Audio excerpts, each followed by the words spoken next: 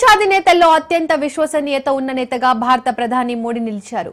US కు చెందిన business intelligence సంస్థ మార్నింగ్ కన్సల్ట్ నిర్వహించిన సర్వేలో ఈ విషయం వెల్లడైంది. డెమోక్రటిక్ లీడర్స్ అప్రూవల్ రేటింగ్స్ పేరిట విడుదల చేసిన ఈ రిపోర్టులో ఏకంగా 75% మద్దతుతో భారత ప్రధాని నరేంద్ర మోడీ అగ్రస్థానంలో నిలిచారు.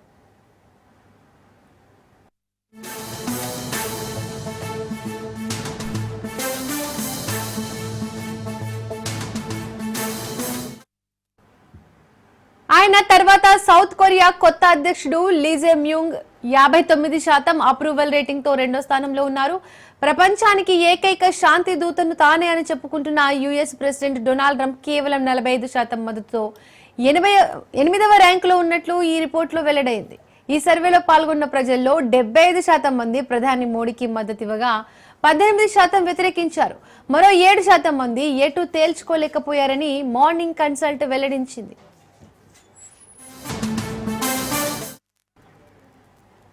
ప్రపంచాధినేతల్లో అత్యంత విశ్వసనీయత ఉన్న నేతగా భారత ప్రధాని మోడీ నిలిచారు. యుఎస్ కు చెందిన బిజినెస్ ఇంటెలిజెన్స్ సంస్థ మార్నింగ్ కన్సల్ట్ నిర్వహించిన సర్వేలో ఈ విషయం వెల్లడైంది.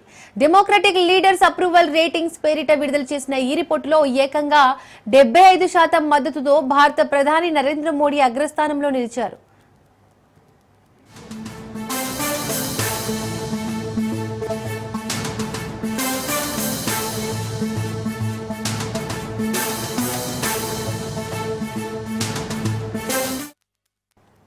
ఆయన తర్వాత సౌత్ కొరియా కొత్త అధ్యక్షుడు లీ జే మ్యూంగ్ 59% అప్రూవల్ రేటింగ్ తో రెండో స్థానంలో ఉన్నారు.